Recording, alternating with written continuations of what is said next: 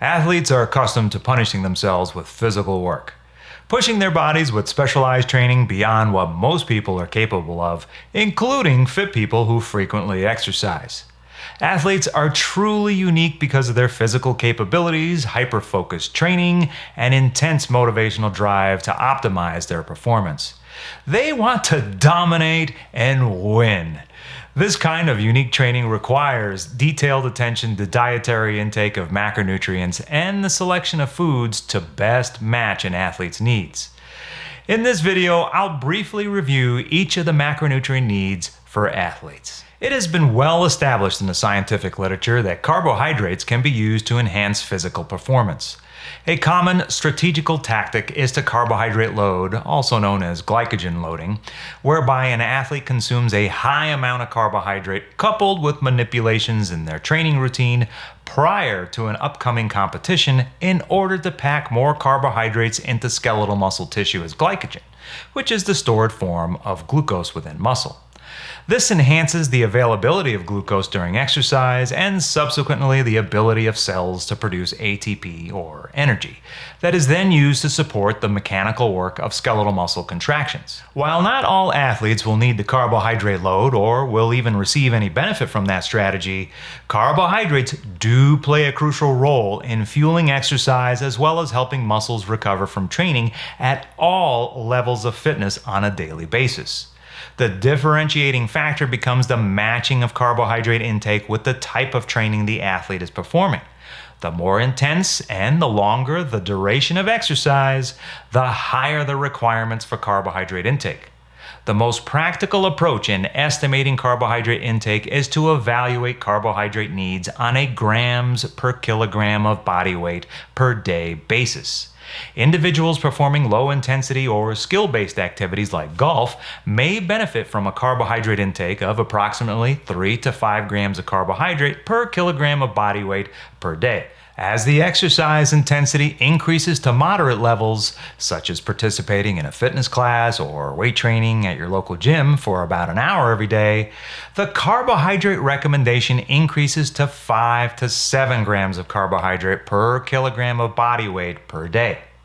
Endurance athletes training for 1 to 3 hours at an exercise intensity of 3 or more METs every day, so moderate to high intensity exercise, may benefit from a carbohydrate intake of 6 to 10 grams per kilogram of body weight per day. For example, an individual weighing 68 kilograms who runs at a 9-minute mile pace for 2 hours every day would likely benefit from a carbohydrate intake of approximately 408 to 680 grams per day. If the duration of exercise increases to more than 4 to 5 hours per day, then the carbohydrate intake recommended increases to 8 to 12 grams of carbohydrate per kilogram of body weight per day. For example, a person weighing 68 kilograms who cycles for 5 hours every day at a velocity of 20 or more miles per hour may benefit from consuming 544 to 816 grams of carbohydrate every day.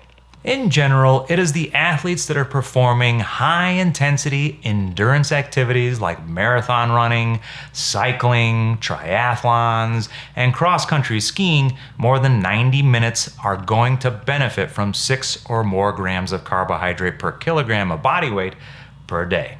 Let's move on to protein needs. There is absolutely no doubt that all individuals who regularly exercise require more protein to support muscle tissue repair, growth, and protein turnover above the DRI value of 0.8 grams per kilogram of body weight per day.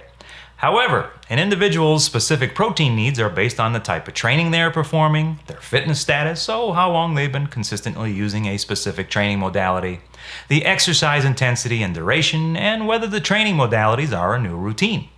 For example, if I've been a long-distance runner for 5 years and decide to introduce high-intensity sprints 3 times per week into my routine, then my protein needs are going to increase compared with my previous training regimen.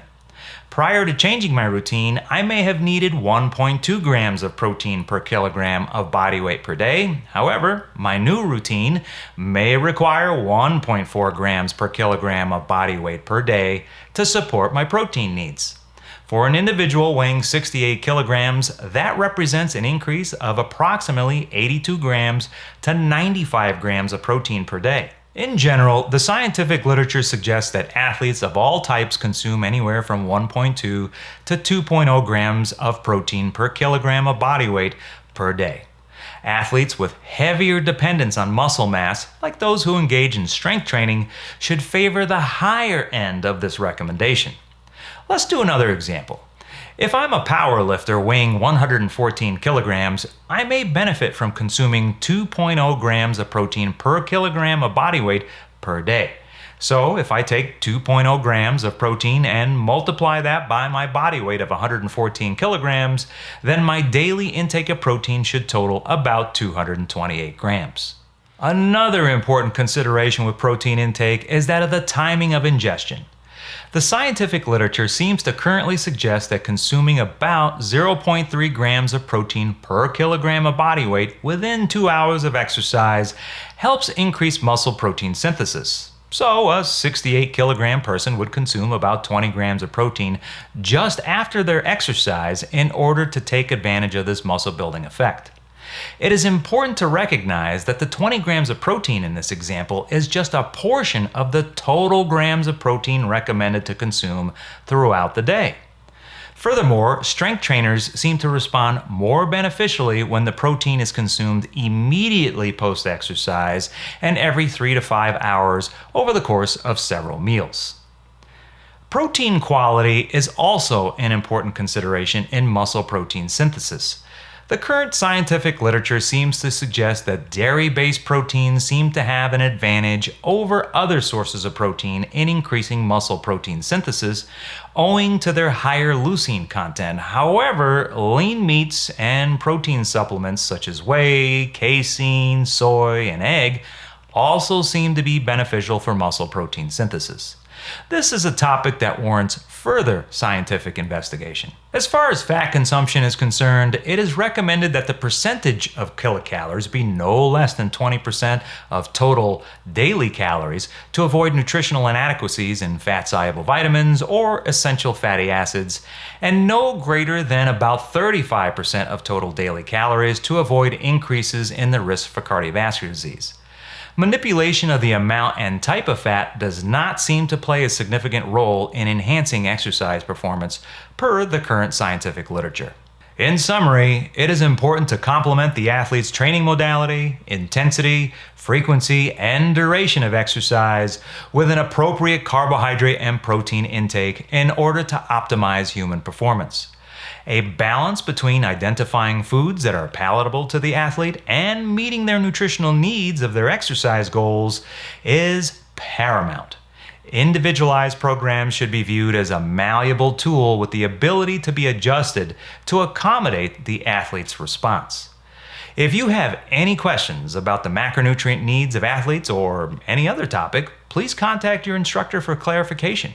We are all here to support your educational needs. Thanks for watching and have a healthy and productive day.